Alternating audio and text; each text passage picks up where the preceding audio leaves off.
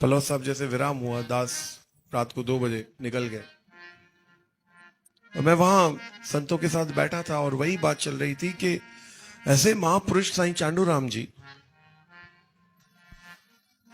1960 में 3 संत गादी नशीन हुए।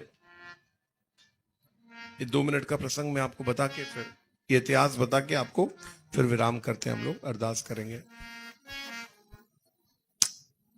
3 संत, एक पूज्य सदगुरु बाबा साईं आत्माराम साहब जी, दूसरे शदानी दरबार के संत साईं गोविंद राम साहब जी और तीसरे साईं चांडूराम साहब जी, जिनकी उम्र कुल 13-14 साल थी जब वो गादी नशीन हुए।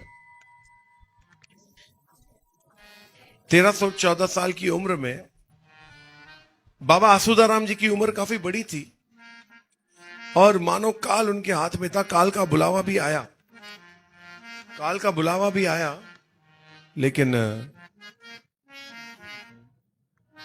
काल का बुलावा भी आया लेकिन काल से उन्होंने कहा कि मेरा बेटा बहुत छोटा है, मेरा लाल बहुत छोटा है, उसे थोड़ा बड़ा होने दो, हम आपके साथ चलेंगे।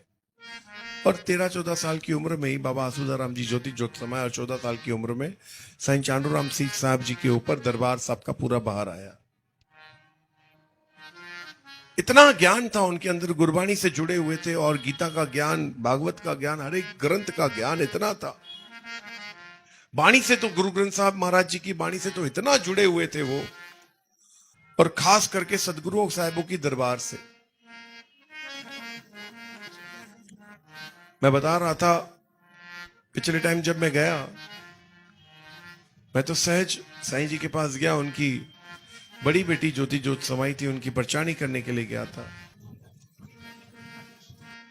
तो पहले गया तो एक बहन मिली, वो रो रही थी, मेरे को लगा शायद बहन के लिए रो रही होगी। आगे बढ़ा, सली बहन बैठी थी, वो रो रही थी, सुखमणि साहब पढ़ रही थी, रो भी रही थी। बोला दीदी क्या हुआ? बोला आप अंदर जाइए बाबा के पास। बाहर गया तो साईं मोहनलाल जी की धर्मपत्नी तृप्ति वो रो रही, तो मैंने पूछा भाई क्या हो गया? बोला बाबा का स्वास्थ्य ठीक नहीं है, आप अंदर जाइए। अंदर गया तो हार्ट रेट काफी ऊपर नीचे चल रहा था। तो मुझसे साईं मोहनलाल जी का वो नागपुर में थे साईं मोहनलाल जी, और मुझे कहा कि साईं आप विनती करिए बाबा को हॉस्पिटल चलने के लिए। देखिए ऐसे महापुरुष ऐसे होते हैं ना, ये कहते नहीं हम अपने सदगुरुओं की गोद में बैठे, हमें कहीं जाने की जरूरत नहीं, हमारे सदगुरु ही हमें ठीक करेंगे। लेकिन हमारा मोह उन्हें कहता है, बार बार विनती करता है कि साईं हॉस्पिटल लो, दया क्यों दया क्यों दया क्यों।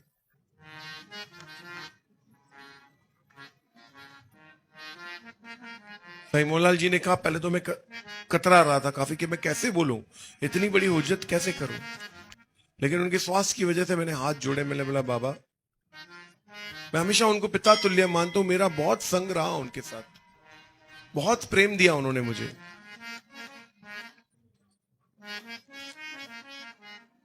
मैंने कहा बाबा हॉस्पिटल हलाऊं? साईं कहने लगे साईं, बाबा हॉस्पिटल हलाऊं? तबियत मज़ो ना है, दया क्यों, डॉक्टर भी चए तो वधीक तव्हां मालिक आयो। जो साईं इतने ठीक आयो ना, वो बाबा ता मालिक आयो, जीअं तव्हांखे ठीक लगे। मैंने वो छोड़ दी बात। कुछ देर के बाद डॉक्टर आए और दूसरे कमरे में हमें नाश्ते के लिए, जलपान के लिए ले गए, और हम बैठे थे वहां, और डॉक्टर आया, भजन हुआ, भजन के बाद जलपान के लिए गए, डॉक्टर आया, और उसी वक्त मुझे एक वक्त आया, उसने कहा कि साईं डॉक्टर कह रहा है अर्जेंटली हॉस्पिटल लेके जाना पड़ेगा। हमने जलपान छोड़ा, हम भागे, और तब जाके हिम्मत करके मैंने कहा कि बाबा हॉस्पिटल चलना है, दया करिए बाबा हॉस्पिटल चलना है। बाबा डॉक्टर कह रहा है कि चलना है हॉस्पिटल, स्वास्थ्य ठीक नहीं है बाबा। तो उन्होंने अपने सुपुत्र हरीश लाल से कहा कि साईं हलो हॉस्पिटल। उन्होंने कहा बाबा हलो। फिर कृष्णलाल जी से कहा, भगवान दास जी से पूछा, हलो। हम सभी लोग निकल गए। मुझे कानपुर जाना था, लेकिन मैं मन का भाव था कि नहीं, मैं जब तक हॉस्पिटल छोड़ूंगा नहीं तब तक जाऊंगा नहीं। तो हम हॉस्पिटल पहुंचे और बाबा को मेदांता में एडमिट किया, लखनऊ की सबसे बड़ी हॉस्पिटल है। उसके बाद मैंने आज्ञा लेके मैं निकल गया। तब तक ट्रीटमेंट शुरू हुई और दूसरे दिन ही मेरी वापसी थी। मन का भाव था जल्दी निकलूंगा और बाबा से मिलके ही जाऊंगा। मैं पहुंचा बाबा के पास आईसीयू में, समय बहुत कम था। बाबा लेटे हुए थे आईसीयू में। मैं मिला, उनसे प्रणाम किया। ऐसी तार जुड़ी हुई थी दरवेशों की, हॉस्पिटल में लेटे लेटे भी उस वक्त उन्होंने ऐसा भजन गाया सदगुरु का जो हमने कभी सुना नहीं था। और हमारे परिवार के सदगुरु साईं सुखराम दास जी, उनका भजन लिखा हुआ है जो हमारे पास नहीं था, वो बाबा के पास था। बस आंखों से आंसू बह रहे हैं और भजन चल रहा है। साईं वसण गोट संत सचारा, साईं पारू शाहजा, साईं पारू शाहजा, साईं पारू शाहजा परम प्यारा, साईं वसण गोट संत सचारा। पूरा भजन उन्होंने गाया। ऐसी तार जुड़ी हुई थी उनकी अपने सदगुरुओं से। वरना इंसान हॉस्पिटल पे बेड पे लेट के क्या करेगा? रोता रहेगा कि भाई मैं जल्दी ठीक हो जाऊं, जल्दी ठीक हो जाऊं।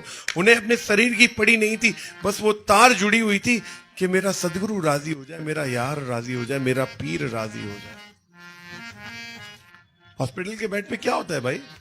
बाबू महाराज जी चाह दिन हॉस्पिटल जे बेड ते चवंदो भाई जल्दी ठीक थिया। साणो लोगों पे हूंदो, मानो साइकोलॉजी अहिड़ी थी वेंदी आहे इंसान जी कि जल्दी ठीक होके निकलूं भाई। लेकिन वहां दरवेश लेटे हुए हैं, उस वक्त भी सदगुरुओं को रिझा रहे हैं बैठ के। तार जुड़ी हुई है, कथा बता रहे हैं कि साईं ऐसी ऐसी लीला है महापुरुषों की है।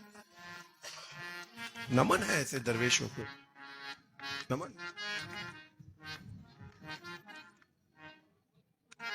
बात वही आती है कि समझें। मैं बार बार यही बात अपने सत्संग में कहता हूं साईं जी के लिए कि हीरे की परख सिर्फ जौहरी को ही हो सकती है। इस गादी को इतना परख लिया था उन्होंने, शहंशाह को इतना पहचान लिया उन्होंने कि बस वो सदगुरुओं का नाम आ जाए और उनकी आंखों से आंसू बहना शुरू हो जाते थे। साहिबों का नाम आ जाए, महापुरुषों का नाम आ जाए और आंखों से आंसू बहना शुरू हो जाए। ये प्रेम नहीं तो और क्या है? तार जुड़ी में नेरी। शिल साईं उन्हनि खे हमेशा पंहिंजे कदमनि में रखनि ऐं बसि उतां बि असांजे मथां उहे दुआऊं कनि, रहम कनि।